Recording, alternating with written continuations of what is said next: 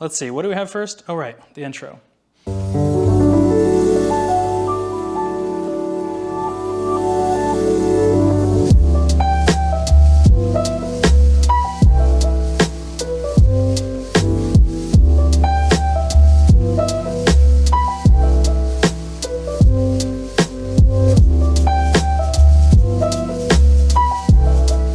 Hello everyone, I'm Naaman and welcome to another video with Everyday Blythe. Last time I was trying on glasses, today I'm trying out making coffee. Now we make coffee every single day, and the reason we do this is because we live in kind of a coffee mecca where there's coffee shops everywhere. But you know what? 99% of them suck. And the coffee we make at home is a lot cheaper. So we decided to pick up this baby. I'm gonna introduce you to her in here in a moment. But first, let me introduce you to my assistant. Come on over, Theodore. Come on. He's in hair and makeup, 1 second. All right. Theodore is my coffee buddy today, Teddy. What are you doing here today? Pressing buttons. He's pressing buttons, which is a big help. So he'll just stand here and look pretty, and we'll get started. So the machine, I'll cover today what I have here for a machine, what I use for ingredients, and why I selected all these and the importance that they have. So first up is this gorgeous machine. This is the Breville Barista Pro. And the reason we go with this and why I recommend it to pretty much everyone at home is because you can customize it and adjust it enough to make good coffee, but it also has a lot of guided features which are good for the home user. Because I'm not a pro, you're probably not a pro, unless you're here to just troll me in the comments because you are a pro. Teddy, do you like to drink our coffee? Mm-hmm. Yeah? What does it taste like? Sweetness. Sweetness? Liquid heaven, perhaps? Yeah. Now, a lot of places you're going, like drive-through shops especially, they might even grind your coffee ahead of time. They might even froth the milk before you get there. These are all essentially crimes. If you think you've been a victim of this type of coffee crime, please seek help. But today we're gonna show you how to do it all fresh, okay? Teddy, why don't you boop that thing on there? There we go. 1, 2, 3, coffee's ready. This is one of the reasons we like this machine is because it heats up so insanely fast. Let me introduce you to the ingredients. Now, of course, first up, the beans, okay? We like to use these Fabula beans. Not only are these organic, but they're also free of fungus, which is important for beans. Not all coffee is free of fungus, and it can actually give you brain fog. So one of the reasons we use this. I will put some other good recommendations on the screen right now as well if you don't have access to this where you live. But that's what's currently in the grinder, and this is their medium roast. Next up, good milk. Now, we only use whole milk. Teddy, will you display this nicely for me? There's this lovely cow on the front here named Willow, and that's important. But anyway, this is Maple Hill grass-fed milk. This is only whole milk. It's all I recommend, in part for the flavor and also because it's gonna slow the absorption of that sugar using a whole milk as opposed to a skim milk. Now, Teddy, do you agree that pretty much anything that's not whole milk is just flavored water? Mm-hmm. Yeah, that's what I think. Okay, so we can set this over here, Teddy. We'll use that in a moment. And then, now here's the secret ingredient, and that's maple syrup. Organic, real maple syrup. This isn't Aunt Jemima's pancake syrup. This is maple syrup. Teddy's already virtually inhaling it. Here you go. Sticky bottle.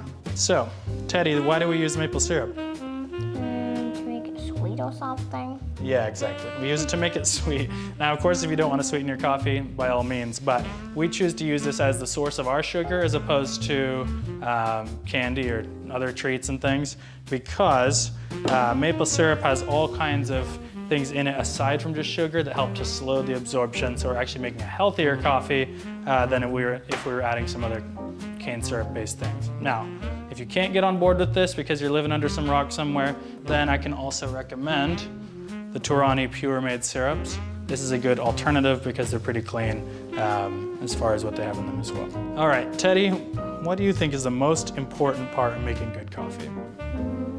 The grind. The grind is correct. You win $1 million, but I'll give you coffee as an alternative because it's better. So, in order to get your grind right, this is why I mentioned having a machine that allows you to make adjustments is so extremely important, because you need to be able to get that grind size to the right size in order for the coffee to come through at the right speed in order to actually pull a decent shot. So today, now I would tell you my grind size, but it's not going to be relevant even if you have the same machine. You're going to have to adjust yours until you get the right speed. The right speed that we're looking at when we're pulling a shot is between 25 and 30 seconds.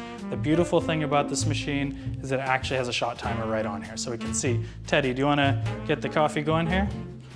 Pop it in, give it a push. Go ahead. Oops. You pulled a tiny bit, just press it once. There you go. All right, now, when I pull this out, I'm gonna see, give that a smell. Ah, beautiful. So, we'll do some close-ups of what this is actually supposed to look like, but it should be mounted up a decent amount, and we're gonna pull out the tamper here. Now, a professional in a shop is most likely, if you watch them carefully, you're gonna see they're gonna come down like this, and they're gonna press it in using a 90-degree angle to get a flatness. Now, this machine doesn't require very much pressure, so what I use is the finger method. I come on here and I use my 3 fingers to make sure that it's completely flat. If it's adjusted one side or the other, then we're gonna have an issue. So, Teddy, do you think if I use my 3 fingers, I level it out, give it a couple twists. We don't need a lot of pressure. There you go. What do you think? Does that look about smooth? It looks like a desert. Oh, it looks like a desert, according to Teddy. Okay, do you want to lock this in for me? Yep. We're just gonna... Now, this should be in here snugly, but it doesn't, you don't have to go crazy. Some people really reef on them. This isn't a slot machine. You're not gonna get lucky with this. So just get it nice and snug, and we are ready to roll. The only thing I'm missing though is my beautiful winter-themed shot cup. There we go. And it appears. Now, winter-themed shot cups are gonna get you a little bit better result than a different season. So this is what I recommend. We've never have bought real shot cups. I don't know why, I don't really care. But go ahead, pop it under there. I should note, by the way, this is a double shot that I'm doing. It'll come with different portafilters. One of the reasons I recommend this again is because it comes with everything, including single and double shot portafilters. So we're using a double. I've never used my single. And go ahead and hit it. There we go. This machine will automatically pre-infuse the shot for us by putting a little bit of water on there first before it actually fully starts pulling the shot. Shot timer is going. Let's see how we do here.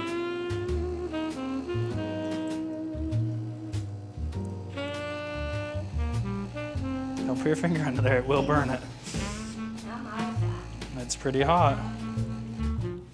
All right, 29 seconds. So within that space that we want now, a good pulled shot. I'll show you a close-up here in a moment, but a good pulled shot will have a nice thick crema on top. You won't see through to the bottom layer of the coffee at all. It'll just be creamy and delicious looking. Okay, so you can see it's gorgeous. It's a lovely caramel color.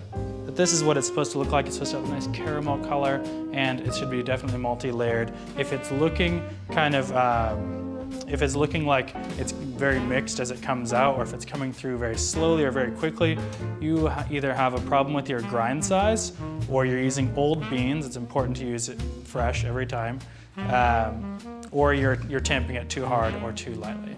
This thing has a built-in grinder. If you're using a different machine and a pre-ground, you're not going to get as good of results as freshly grinding it. All right, Teddy, what's the next step?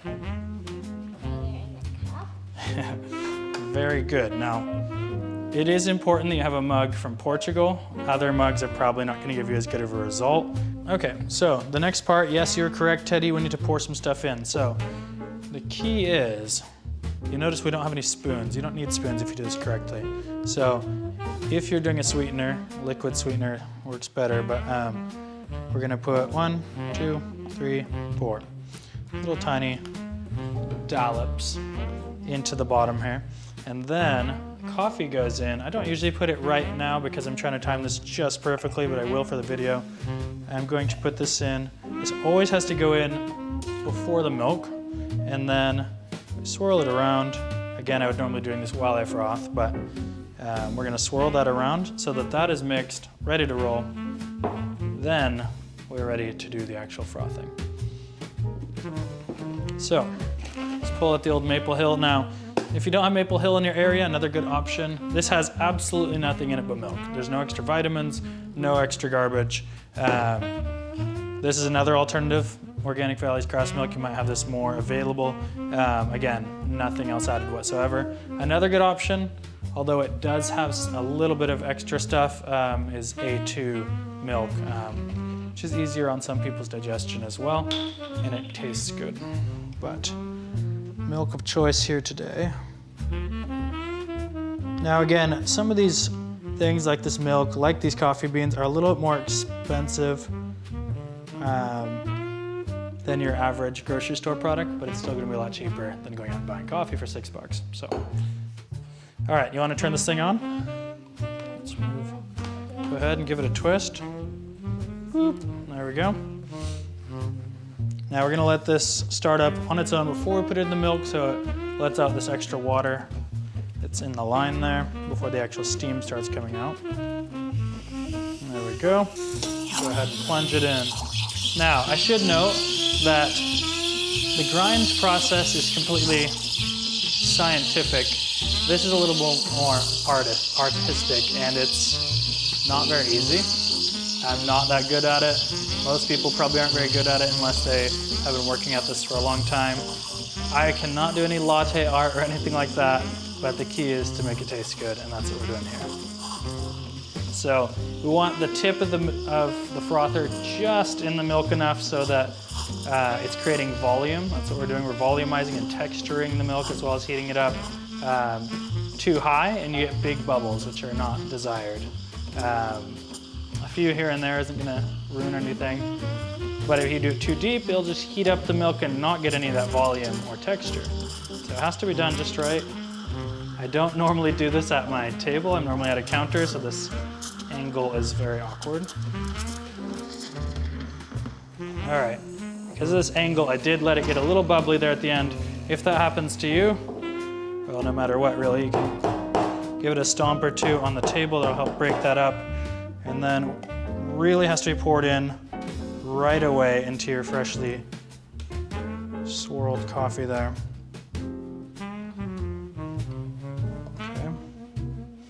Now, there are some slightly larger bubbles in here, but you can see it's mostly textured pretty well, but it's delicious looking, and I know it'll taste delicious because I make this every single day.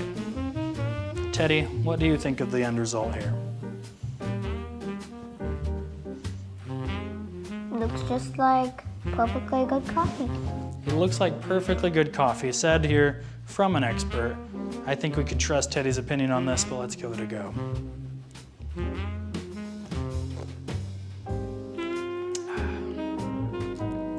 Delicious. Well, there you have it, folks. That is how you make delicious coffee at home and ultimately how to save yourself a whole ton of money in the process as well. Teddy, do you have any other good information for the viewers out there? Like and subscribe. Like and subscribe. What words of wisdom. Thank you very much for watching. Thanks for making me some coffee.